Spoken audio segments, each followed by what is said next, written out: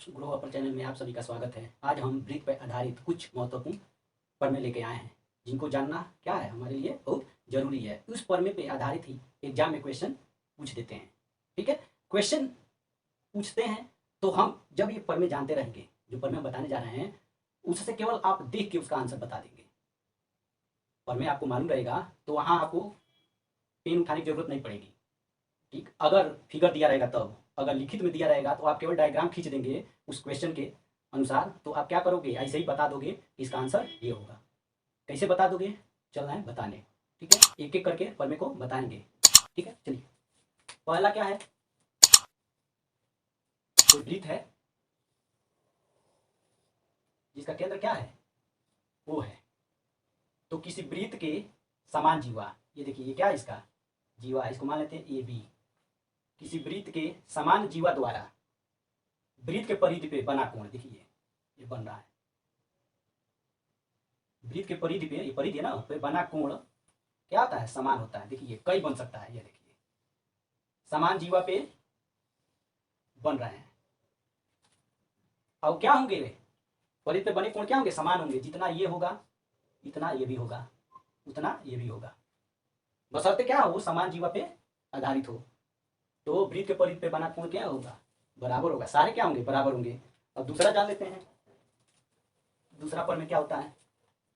ये सब जानते रहिए, ये सब अगर जान गए तो क्वेश्चन दिया रहेगा तो आप केवल देख के ही बता देंगे। दूसरा है, क्या है, कोई वृत्त है, ठीक, और उसकी जीवा, सबसे बड़ी जीवा क्या कहलाती है, व्यास कहलाती है। और वो किससे होके जाती है, वृत्त के केंद्र से। ठीक, तो किसी वृत्त के जीवा, ये यानी व्यास द्वारा परिधि पे बना कोण, ये देखिए क्या बोले हैं कि किसी वृत्त के जीवा, तो जीवा के क्या, व्यास द्वारा परिधि पे, वृत्त के परिधि, परिधि ना, वृत्त के परिधि पे बना कोण क्या होता है, समकोण होता है, यानी 90 अंश का होता है। ठीक, अब चलते हैं नेक्स्ट पे, तीसरे पे, एक एक करके बता रहे हैं। ये है आपका तीसरा। अब देखिए कोई वृत्त है, उसका केंद्र क्या है, वो है, जीवा क्या है, देखिए ए और बी है। तो किसी वृत्त के समान जीवा द्वारा, क्या बता रहे हैं, किसी वृत्त के समान जीवा द्वारा परिधि पे बना कोण, ये देखिए परिधि पे बना कोण क्या होता है, केंद्र पे बने कोण का आधा होता है। ये देखिए ये केंद्र है, ये कहने का मतलब ये जितना होगा इसका, ये क्या होगा, आधा होगा। यानी ये 100 होगा तो क्या होगा, 50 हो गया। तो ये तीसरा प्रमेय क्या बताए हैं कि किसी वृत्त के समान जीवा द्वारा परिधि पे बना कोण, केंद्र पे बने कोण का क्या होता है, आधा होता है। ठीक, वो हो गया। अब देखिए यहाँ पे ये जो कोण है और ये कोण है, अरे समझ में, ये कोण और ये कोण किस में, त्रिभुज ओ ए बी में कोण ए बराबर कोण बी होता है। यानी इसका मान जितना होगा उतना ही मान इसका भी होगा। ठीक है, अब चलते हैं नेक्स्ट पे, चौथा। चौथे का कोई वृत्त है, ठीक है, जिसकी क्या है, एक जीवा है और उसका केंद्र बिंदु ओ है। तो किसी वृत्त के जीवा पर केंद्र से खींची गई रेखा क्या करती है, जीवा को दो बराबर भागों में बांटती है। केंद्र से जीवा पर डाला गया लंब या खींचा गया लंब क्या करता है, जीवा को दो भागों में बांटता है। ठीक, ये सारे प्रमेय जो होंगे वो क्वेश्चन में इंक्लूड होंगे। हम क्वेश्चन भी लेके आएंगे, बताएंगे आपको कैसे कैसे आता है। ठीक है, अब देखिए यहीं पे ओ को ये मान लेते हैं, ये और बी है जीवा। अब इसी पे इसको मिला लेते हैं और इसको मिला लेते हैं। ठीक, तो इस केस में क्या होगा, ये आपका पांचवा हो जाएगा। इस केस में क्या होगा कि ये जो रेखा होगी, ठीक है, ये क्या होगी, इस पे लंब होगी। ये जो केंद्र से जीवा पर डाला गया लंब रेखा जो है वो क्या होगी, जीवा पे लंब होगी। देखिए इस जीवा पे स्थित कि नहीं है। ठीक, अब चलते हैं नेक्स्ट में, छठा पर में कोई वृत्त है, ठीक, और इसकी दो जीवाएं, एक दूसरे को क्या करें, अंदर के तरफ प्रतिच्छेद करें एक दूसरे का।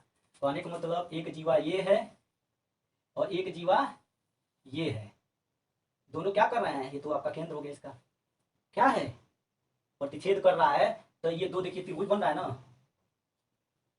बताइए। तो दोनों त्रिभुज क्या होंगे, समरूप होंगे।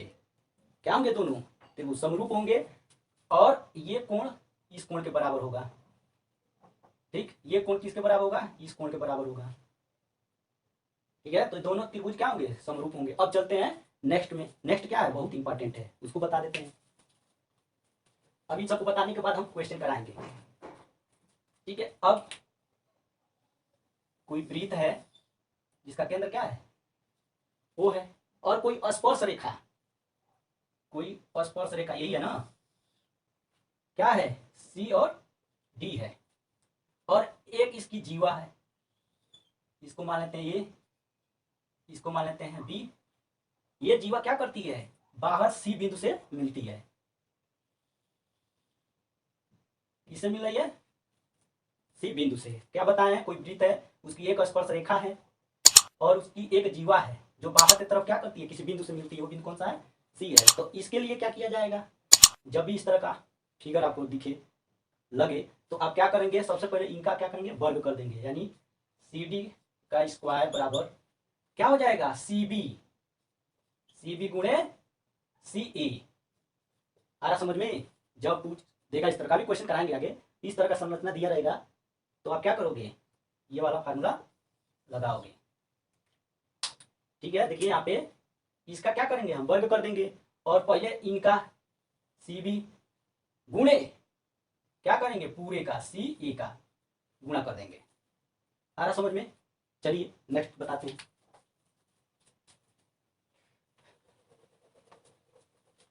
नेक्स्ट और लास्ट है,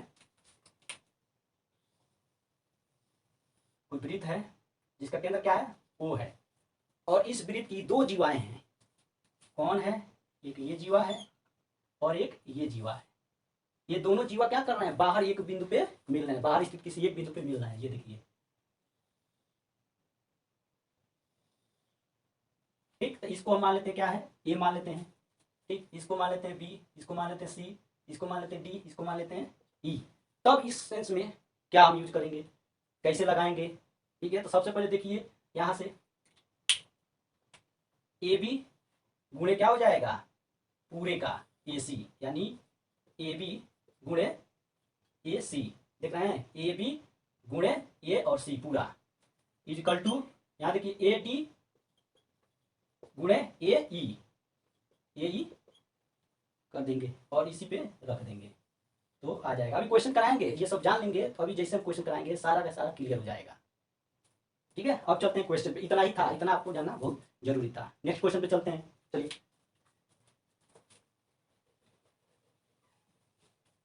एक क्वेश्चन है, एक वृत्त है, उसका केंद्र क्या है, ओ है, और एक इसकी जीवा है। इसको मान लेते हैं ये है, ये बी है, और परिध पर स्थित बिंदु कोई है, परिध पे, परिध है, इस पे स्थित कोई बिंदु है, उसको हम क्या करते हैं, मिला देते हैं। ठीक, फिर कोई केंद्र है, तो उसको भी हम क्या करते हैं, ए से और बी से मिला देते हैं। ठीक, और यहाँ ये क्या हो जाएगा, सी हो जाएगा। तो इसमें ये कोण का मान दिया है, कितना दिया है, 80 डिग्री। ठीक है, तो पूछ देगा इसका मान बताइए कितना होगा। क्या दिया है, कोण बी बराबर दिया है 30 डिग्री, अब कोण सी पूछ दिया है। ये कैसे लगाएंगे, अभी हम बताए थे कि किसी वृत्त की समान जीवा द्वारा परिध पे बना कोण केंद्र पर बने कोण का क्या होता है, आधा होता है, या केंद्र परिध पे बना कोण का दूना क्या होता है, केंद्र पे बना होगा कोण, बताए थे ना। और क्या बताए थे, ये मान दोनों क्या होता है, बराबर होता है। तो ये बताइए, ये जब कोण बी इतना है तो कोण ये नहीं हो जाएगा 30 हो जाएगा। देखिए कितना आसानी से आएगा अभी। ठीक है, अब देखिए ये तीसरा हो गया कोण। तो त्रिभुज के तीन अंतकोणों का योग क्या होता है, तीनों अंतकोणों का योग 180 होता है ना।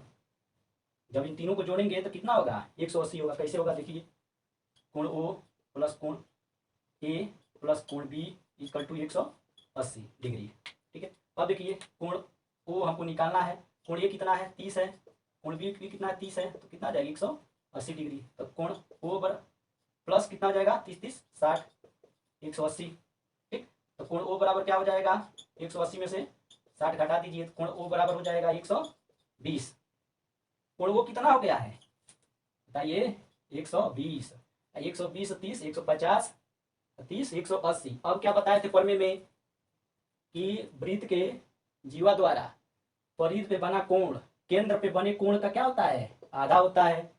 प्रमेय बताए ना। तो देखिए जब 120 है तो ये कितना हो जाएगा, 60 नहीं हो जाएगा, कितना हो जाएगा, 60 हो जाएगा। देखिए हमको केवल मालूम ये था, हम ये भी निकालिए ये भी निकालिए ये भी निकालिए, तो प्रमेय से हम निकाले हैं। ठीक है, अब चलते हैं दूसरे क्वेश्चन में। अभी इस पे आधारित कई ऐसे क्वेश्चन हैं जो थोड़ा सा टफ है, लेकिन है आसानी, इसी प्रमेय पर आधारित जितना बताए हैं। तो नेक्स्ट चलते हैं, घबराइए नहीं, इस तरह का क्वेश्चन आएगा तो आप लोग से चूकेगा नहीं, आप लोग कर ले जाओगे। अब देखिए इस क्वेश्चन को कह रहा है किसी चित्र में एडी वृत्त की स्पर्श रेखा है।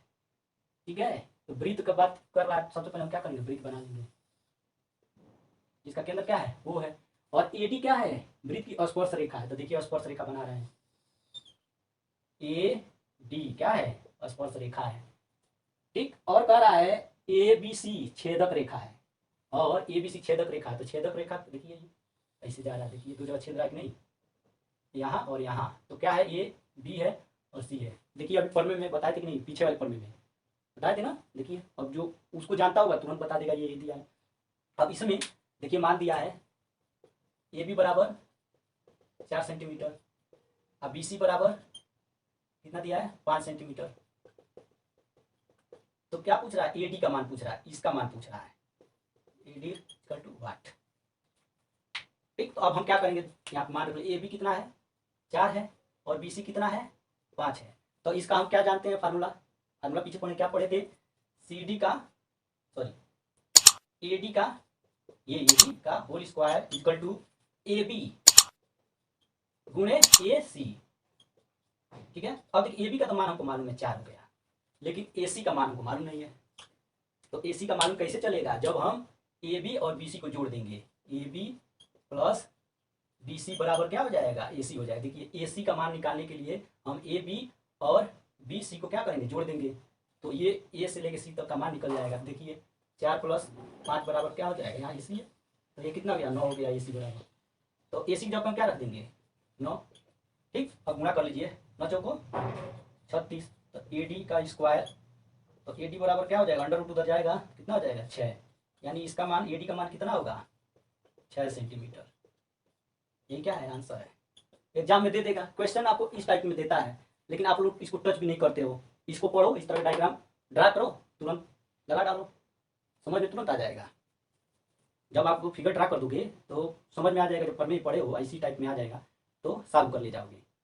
अगर वीडियो पसंद आया हो तो लाइक शेयर और सब्सक्राइब करना न भूलिएगा। धन्यवाद।